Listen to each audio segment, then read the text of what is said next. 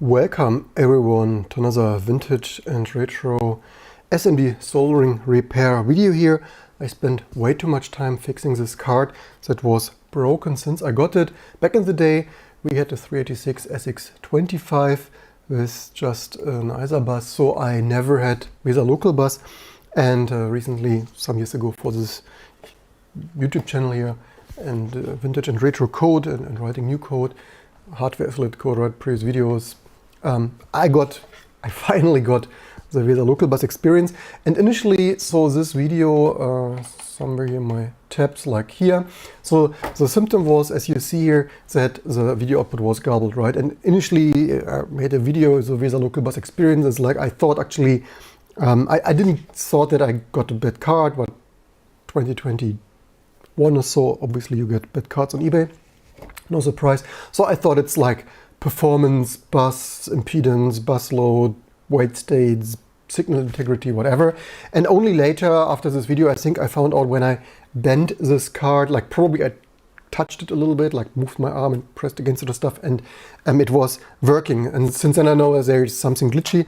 I tried, so the reason I made this video is I spent way too much time on this, and in retrospect, because I'm not a professional, I mean, I did electronics for my life, but back in the day, like 20 years ago, we kinda considered SMD like unrepairable, which is also why all the integrated circuits are labeled U, right, for unrepairable. And yeah, only with Louis Rossmann in latest years actually realized, hey, this stuff is repairable. So lessons learned. Why did I repair it? I mean, I then auctioned the second card. I also spent probably 50 euro on this and 40 euro on the other stuff, and they go for like 100 euro dollar, 120 euro dollar at times. And this is, by the way, this card, right?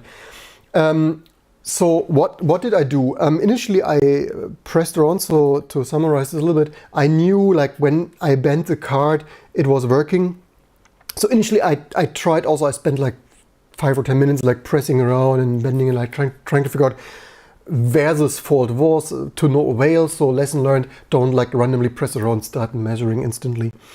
Then I also resoldered all of those integrated circuits. Actually I have here my 15-year-old soldering iron, right? I didn't do this live, and thankfully I didn't do this live because it would be freaking boring. Here's navigation. So yeah, this is working now, right? I just posted this on Instagram some minutes ago. So now this is how the picture looks now. Previously it was usually garbled. That is a repair, right? One wire needed. That was always what is needed. And you see here some of the tools use entry level, not the most, not heating element, not direct tip heated and stuff. So I didn't use professional equipment, and so lessons learned. I started re-soldering because I thought it must be some cold contact, right? Some broken contact. So I resoldered with also the fancy Louis Rossmann improved flux here. It's not Louis. It's some random flux from AMD, but it worked great. So pro tip, use freaking flux, right? I always think when I see Louis Rossmann, he's using too much flux, but he's sort of right, at least with this big stuff, like you need flux, right? It helps enormously. So I fluxed and resoldered. The memory is, here's the memory, right? Memory and the main graphic processor there, and it didn't help a thing, right?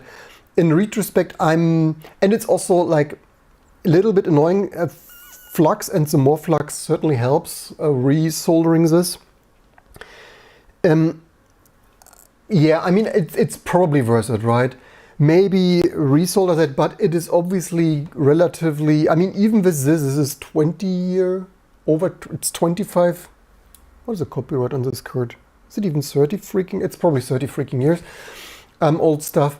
Even with this SMD stuff, it's already kinda annoying. It always looks so easy when Louis Rossmann does it, right? But yes, flux helps, right? The only substitute for flux is more flux. It's probably a good tip to try this first, right? It's not taking also the memory ICs here, right? Yeah, probably try that, but it didn't help in my case. So I reflowed all the stuff, it didn't help a thing.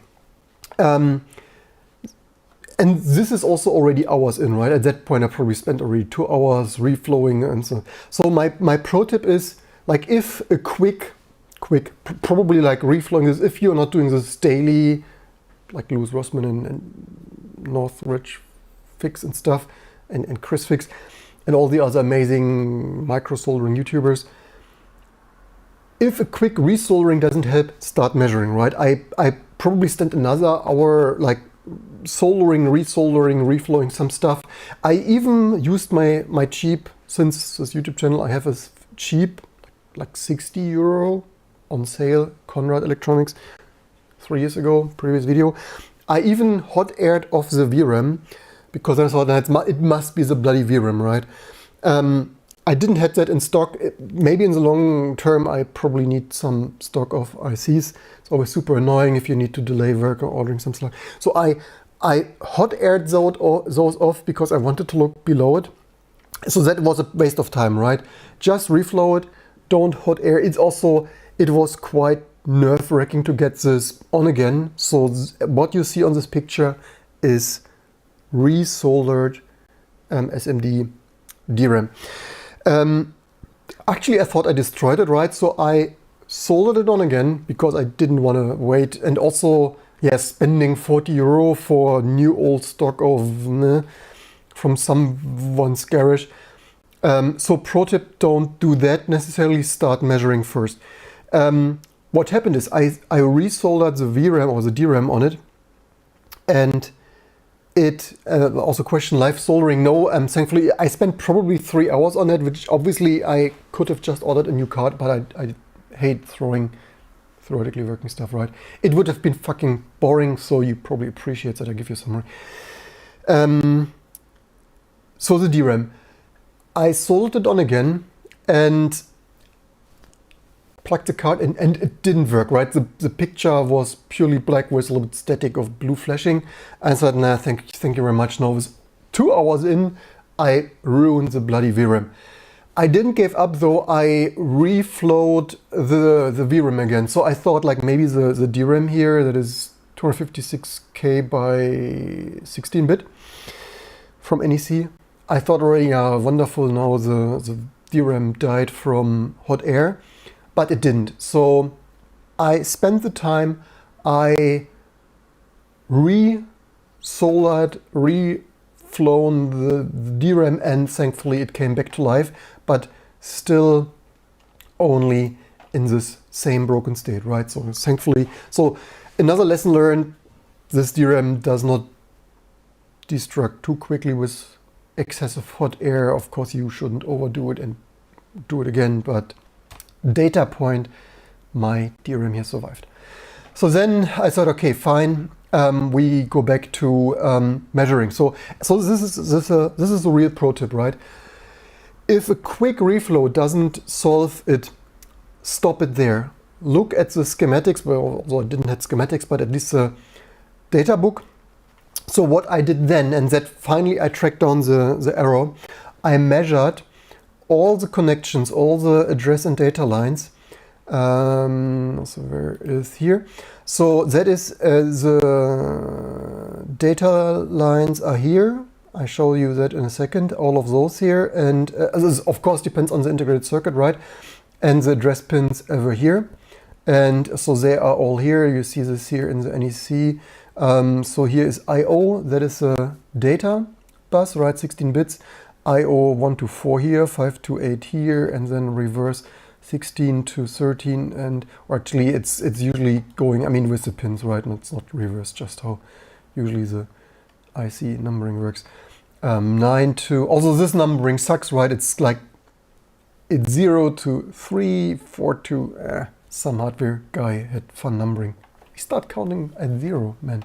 Anyway, because then it doesn't match the specification. The only thing you need to figure out, what is the layout. Thankfully, the connection here, this data book from Cirrus Logic has, and this is also why we want data books and schematics, right? Not only for programming, operating systems and proper drivers, but also repairs.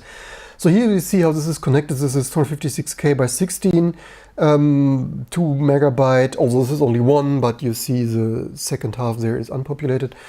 And so this is a table of all the address. I mean, because, so the thing is, you can use other ICs, right? There are other cards out there with just less densely integrated DRAM. So this is why you have, I mean, usually the address, I mean, the address is not directly connected because depending on what situation you have here, and now I scrolled and lost it. 2 megabyte. Ah, yeah, right, this one. So the address is not mapped one-to-one. Oh, wait, this address is mapped one-to-one, but maybe not in all, depending on what single chip solutions you have there. But the data, because it is a 32-bit data bus using 16-bit ICs, you have here the first 16-bit mapped to the first IC and the second 16-bit mapped. What do I even talk about? All right, data here is here, yeah. 16-bit here, first IC, 16 second half of the bus. So this is why this is helpful. Also, you have different combinations of column, access, strobe, and LCAS, VCAS. Output enable, which apparently is grounded here for, I think this is not output enable, it's probably negative logic, and stuff like that. Also, write enable here is, for example, CAS, or here also write enable 0, so depending on what IC mapping you have here. So that is that table. I also ended printing this, right? Initially I only worked with a PDF, but then I became old-fashioned. It is simply, it was easier for me to also make freaking old-fashioned check marks there, what I measured. To show you the pinout is somewhere at the top here of this amazing RAS 1 or so. Let's see, where would that be? And somewhere like with so many repetitive symbols, the search is. I was at the other table because the other table is at times even harder to find. Where was the bloody pinout? Yeah. As soon as which page? Here is a pinout. So we have different pinouts for the ISA, microchannel, and VESA local bus variant. This is of course a VESA local bus variant. And as I shown you here on this picture, also another pro tip. Initially, when I did this, I measured around already a year ago. And another pro tip.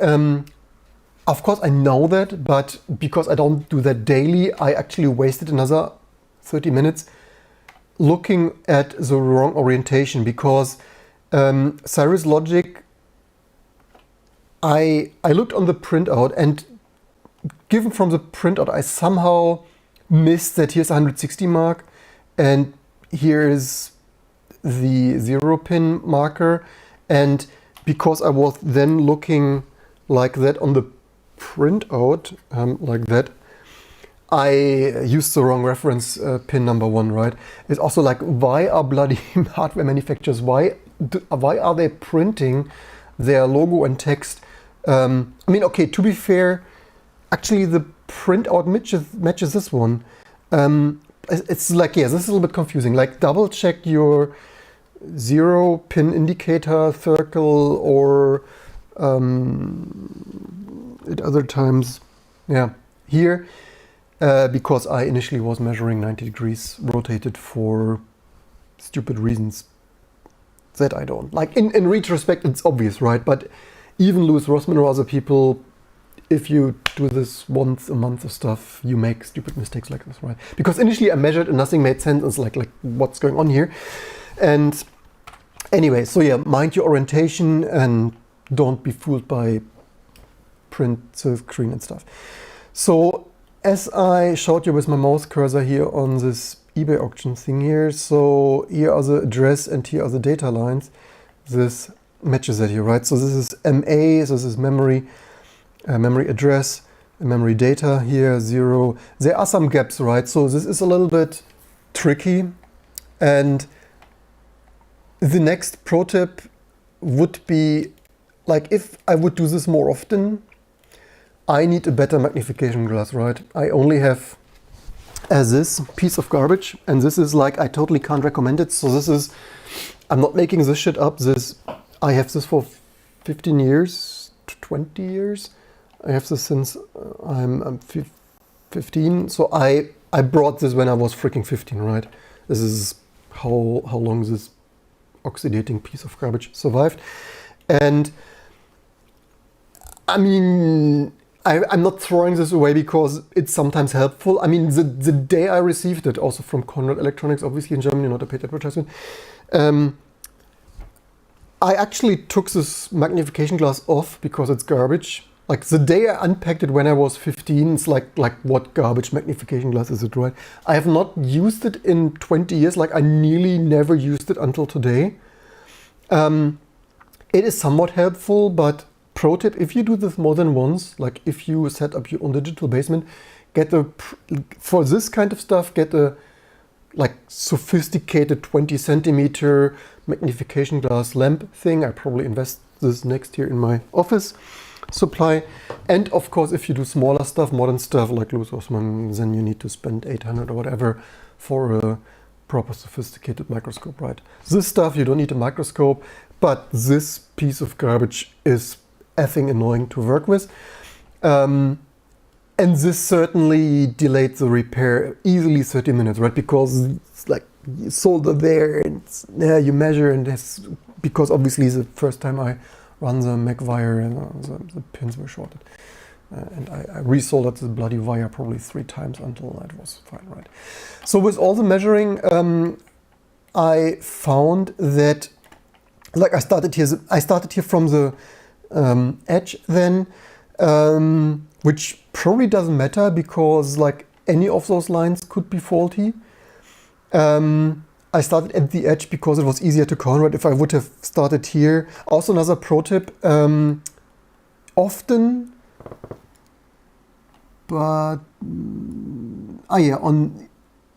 I believe you see this, there is a printout, there is a print, a fine short print white line every 5 pin, which certainly, maybe that is visible also on my photo here.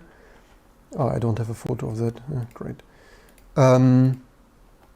Here, maybe in my photo here it's better visible, right? So this additional silk screen white imprint here every 5 pins certainly helps counting that. But of course, you constantly are recounting, right? You look back and forth, and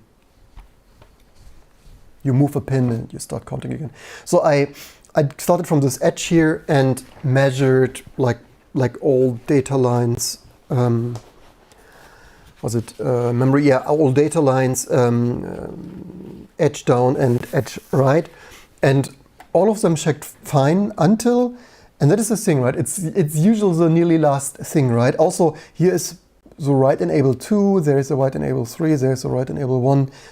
So there are some gaps in between, also some voltage, and right enable 0, cars here, column access stroke. And you will not believe, I measured for 30 minutes or so, and it's like everything measures proper. Oh, by the way, another pro tip, like move one pin, like on your left and right pin, always move one pin where you measure whatever your target is.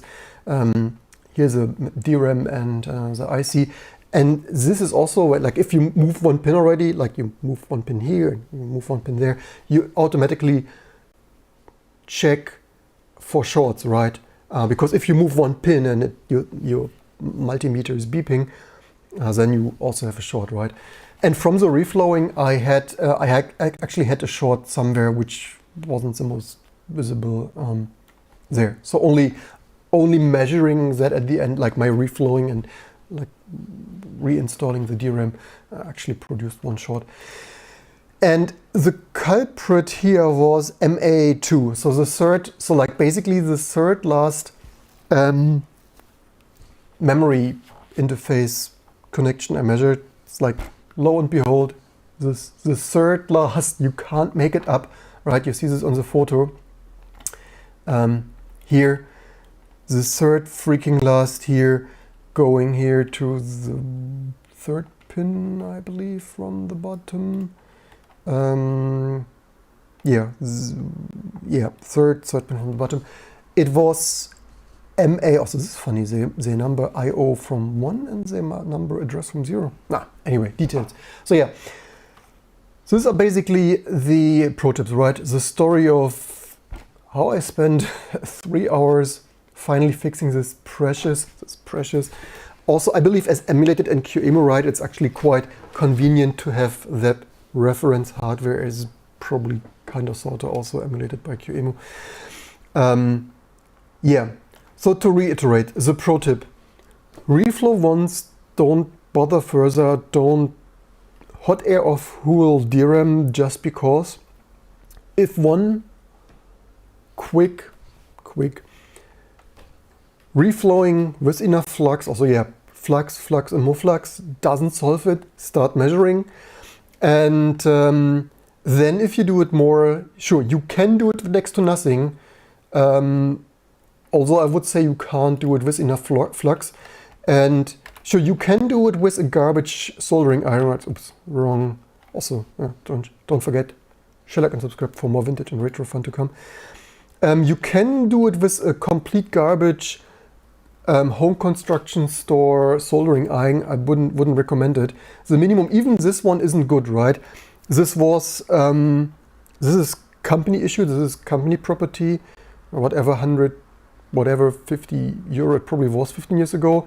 It was, yeah, it wasn't entry. I would probably call it this ERSA, not a paid advertisement, analog 60. Nowadays, of course, the in-tip heating element things are way better, but I'm still using that, right? And sure, what Lewis Rossman and others recommends is tip heated things are way more responsive and stuff, right? So, but yeah, I mean, I actually just, do I have it?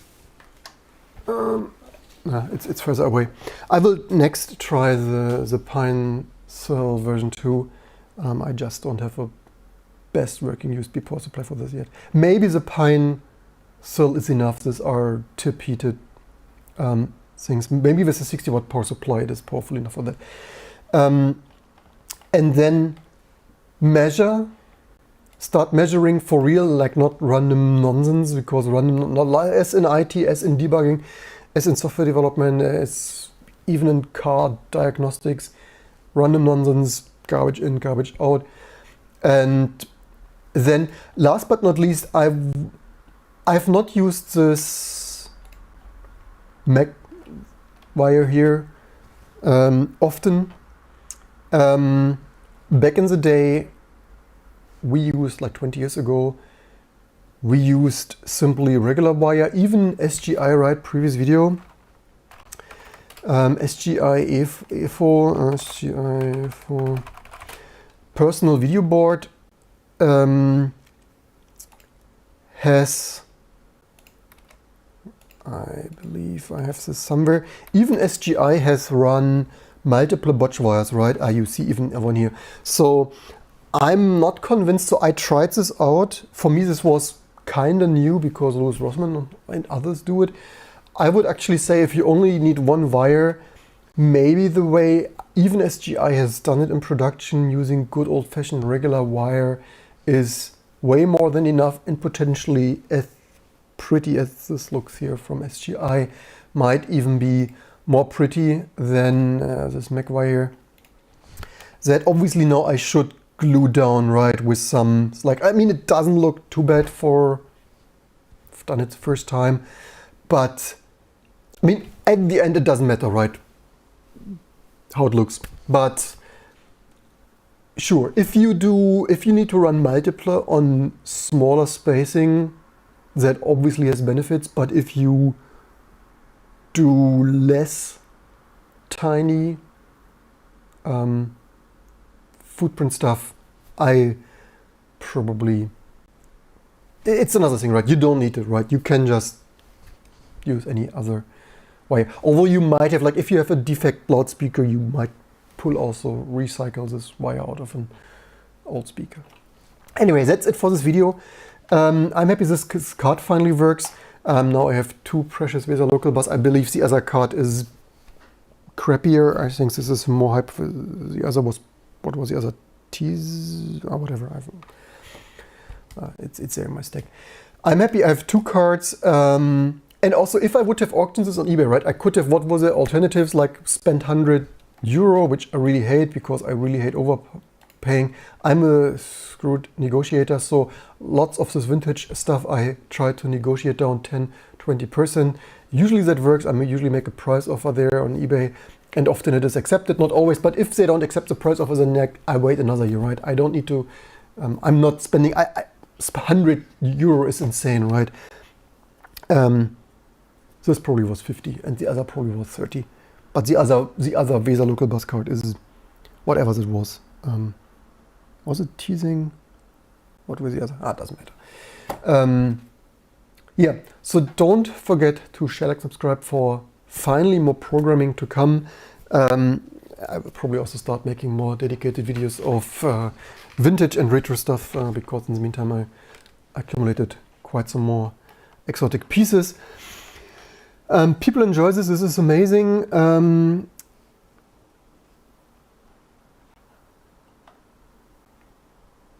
Looks very retro, gives some Iron Man 2 vibes, starting scene, making... yeah, and last but not least, you can do this at home, right? Playing along at home with this stuff, because if I would have sold this on eBay, I wanted to say, probably most other people would have thrown it away, right? I could have. The problem is, if you write there, is glitchy, doesn't really work for me amazingly, then you get no money. You brought it for 50, you sell it for 10. And that other people are knowledgeable and repair this. Sure, it can happen. I don't know what the vintage and retro community chances are, but a lot of people also only want to have fun. They want to plug the stuff in and play Doom or Quake or stuff, and Commander Keen, and they don't want to solder and mess around, right? So if I would have auctioned this, maybe I would have gotten 10. If I wouldn't have disclosed that it's broken, maybe I would have got 50 or even 100. If I would have written their private auction and no returns, and someone would have auctioned this for 100, certainly they would have been pissed. Maybe I would have even had some negative eBay stuff. I could, of course, said, like, I've written their untested private and no return and stuff, but it's also not the most amazing stuff to sell known broken stuff. I hate this myself, to get known, like I got probably known broken stuff. And yeah, last but not least, the chances of me repairing this certainly would have been higher than selling to someone else. Last but not least, what is the default? What is the defect? The defect is most likely, I've not seen that. I've not seen that. I guess the trace must have been broken somewhere, right? I don't know where. Maybe because actually my reflowing it made it worse. So initially, when I was bending it was working. And after my first reflow and resolding everything, it was even worse, right? Like pressing it didn't make it work anymore. And it's like, I obviously was very disappointed. Like, thank you very much, spending an hour soldering around here, and now it's even worse. Is it even savable? And I guess this trace must be broken somewhere, and applying heat made this printed circuit board material expand differently. So probably there's a micro fracture wherever. I don't know why. If someone dropped it, I don't expect it to be in shipping. Maybe someone dropped it. I don't see a defect, but given that maybe the lamination is coming off, maybe it's like a production defect, that it worked for 5 years or 10, and it's just like a sailboat or stuff, like some part not perfectly glued, laminated, and with the heat it expanded differently, I guess, so that this micro fracture became worse. Is my speculation. If you have more insight, leave it in the comments below. That's probably what happened. Certainly the length of this cards, this VESA local bus cards, are relatively long PCBs for the VESA local bus connection there at the end after the 16-bit ISA slot, certainly contributing to stuff potentially just like, I mean, it's, you just bent it a millimeter and it's making the sound, so yeah. Anyway, hope you enjoyed this, learned something. Have an amazing Vintage and Retro Sunday, and don't forget to share, like, and subscribe for the next fun stuff to come.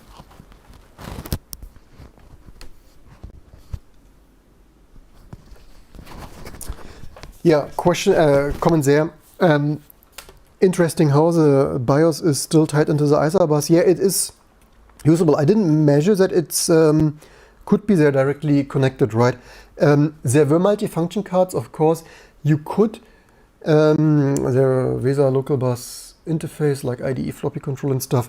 You could, of course, use the VESA local bus for the high-speed stuff and have serial parallel stuff, game port and other such things on the ISA bus, right? And certainly power, right? It's probably getting power there and so on, but yeah, I mean, why not, right? You don't need more for the BIOS to still have it in there. Now we dropped it live on this channel. Time to plug it in again, and see you next time.